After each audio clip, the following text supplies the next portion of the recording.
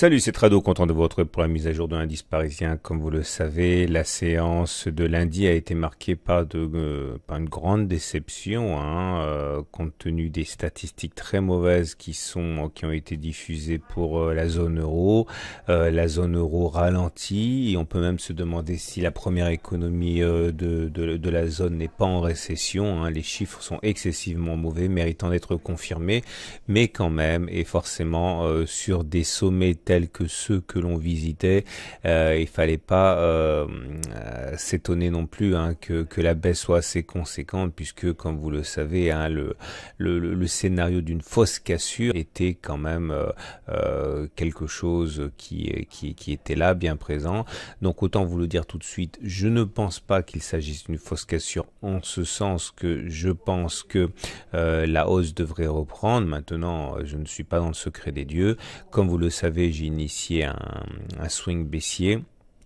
Et je m'attends à ce que la baisse continue, mais pas non plus de manière drastique. Un retour sur le support journalier des 5602, 5588 me semble un objectif crédible. Il y a plein d'autres objectifs, mais on va déjà voir si le support journalier 1 est atteint, 2 est cassé. En tout cas, on vient de toucher la borne basse du canal rose, dont on sait qu'il était le garant haussier sur un point de vue purement chartiste. Il n'a pas été cassé, il devrait l'être quand même, parce que bon, la pression est forte. Mais en tout cas, tout ça pour dire que il y a un mouvement baissier en cours. Ce mouvement baissier n'est a priori qu'une respiration après avoir atteint un nouveau sommet. Alors voilà ce que l'on a. Comme vous le savez, les retracements de Fibonacci peuvent être très très utiles. On va les tracer.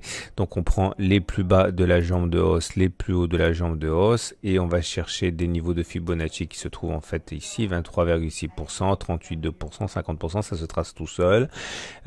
Si la consolidation se met en place, il faut s'attendre à ce que des acheteurs interviennent sur les 23,6% de Fibonacci en même temps que des vendeurs se rachèteront sur ces niveaux. Donc voilà, cette zone comprise globalement entre 5572 et 5600 est une zone qui est une bonne candidate à l'objectif baissier du mouvement en cours. Nous avons également la possibilité d'utiliser la fourchette d'Andrews. C'est toujours intéressant. Alors si vous utilisez la fourchette d'Andrews en prenant un plus haut, un plus bas, un plus haut consécutif, ça vous donne une médiane qui a déjà été ralliée au point près. Alors attention, normalement il faut au moins 2, voire 3, voire même 4, les 4 bougies entre deux points pivots, le plus haut, le plus bas, le plus haut. Mais enfin bon, vous aurez compris qu'il suffit de descendre d'une unité de temps, de se mettre en unité 4 heures et la fourchette est validée parce que vous avez plus de bougies. Donc globalement, vous voyez que la médiane de la fourchette d'Andrews a déjà joué son rôle, elle a déjà été atteinte, on va voir ce qui va se passer. Vous avez également bien sûr les éléments techniques qui donnent des indications. Alors la moyenne mobile à 20 jours est en dessous des cours, elle est toujours ascendante et on est donc toujours en tendance haussière.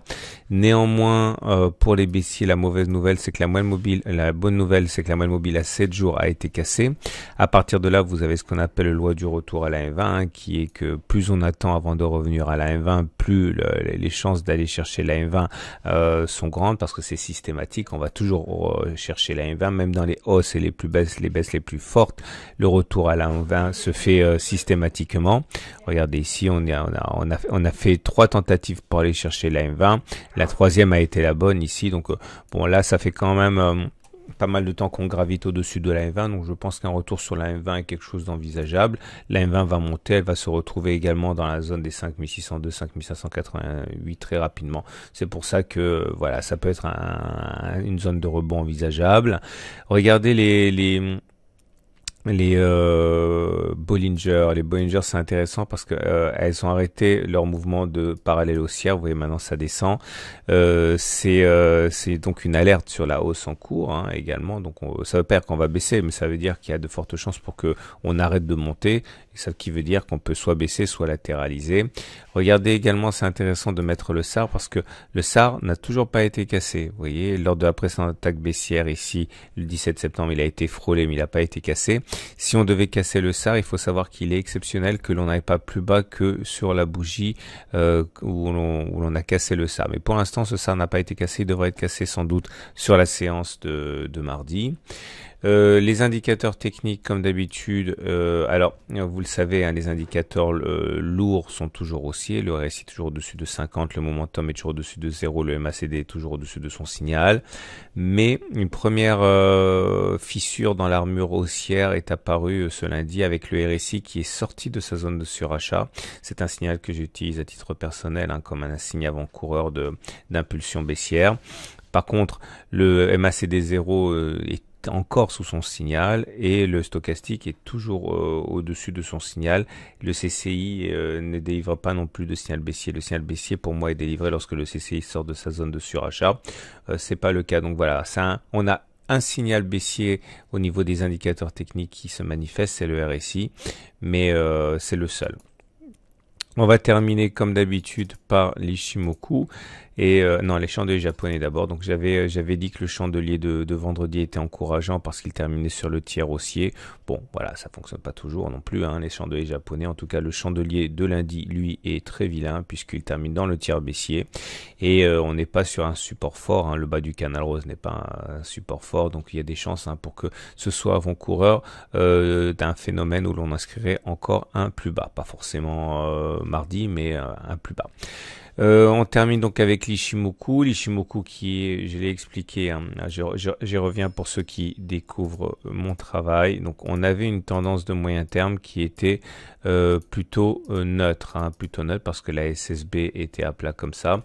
Et j'avais expliqué depuis des lustres, hein, que tant qu'on se maintenait entre 5150 et 5650, globalement sur cette zone-là, on était en tendance de moyen terme neutre. Cette zone a été cassée du bout des doigts, hein, du bout avec une tête d'avance, hein, par la bougie du 20 septembre, ce qui m'a fait dire qu'on était plus en tendance neutre de moyen terme, mais plutôt en tendance haussière. Alors la possibilité de la fausse cassure est toujours là, hein, ce sont des choses qui arrivent, mais à titre personnel, j'ai envie de dire que le bien est fait. Hein. Normalement, hein, on devrait être en tendance haussière. Maintenant, si on pouvait sortir de la zone qui servait de juge de paix, ça serait quand même beaucoup mieux. Voilà, je souhaite une excellente journée et je vous dis, ah oui, la Tenkan a été cassée, ce qui n'est jamais un bon signal acheteur, hein, évidemment. Je vous dis à la semaine pro, je vous dis à vendredi, je vous dis à demain pour la mise à jour.